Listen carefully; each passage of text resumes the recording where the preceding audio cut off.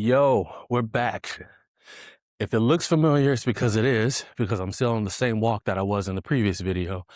But I wanted to drop some knowledge or some tactical advice for people out here that are looking to launch a podcast, get guests on your podcast, and you're trying to figure out, okay, I got this idea and I don't want it to just be me. I need to get some other faces with me.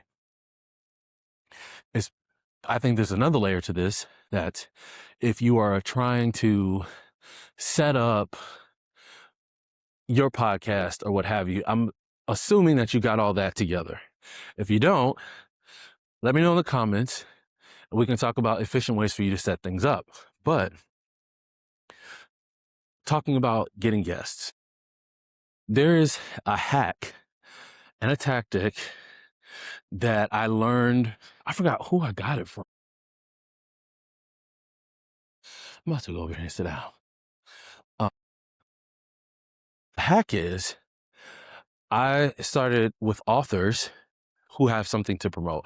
I think that's really something that's underestimated by people who want to build a platform.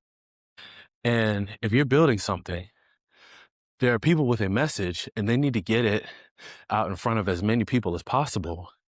And so you can be a vehicle for them to do that. I'm about to sit on down because I've been on this walk for a little second here. But okay. So this is your strategy. You're going to go to Amazon and you're going to look at the coming soon, like releases that are about to come out. And look, don't get in your feelings about this because some people are going to want to vet and make sure that you actually have a following yourself. So let's just keep that in mind. But there will be some people that say yes and that will entertain offers from new podcasters. I think that you need to have some type of proof of concept. So like for me, when I had the first season of Combo Room, I worked on the trailer, the audio trailer, I either posted the audio trailer to the channel or like I had a link somehow that I was using. Either way, have a trailer. And it was literally just, 15 seconds, 30 seconds at most. You can probably check it out. It's still on the channel right now. And I used that as part of the pitch when I would reach out to either, I would email the author directly or I would email whoever was representing the author, like sometimes the publisher or publicist.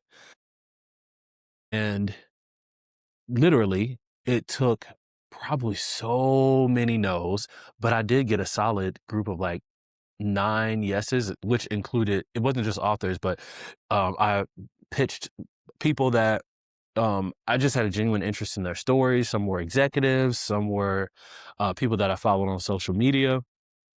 But from there, once they expressed interest, I had a calendar link to make the booking process very efficient.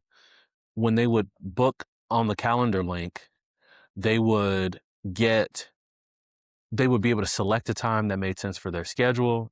Obviously, it would send them a link to the studio that I was using with the software. And then once they're in, I could just press record.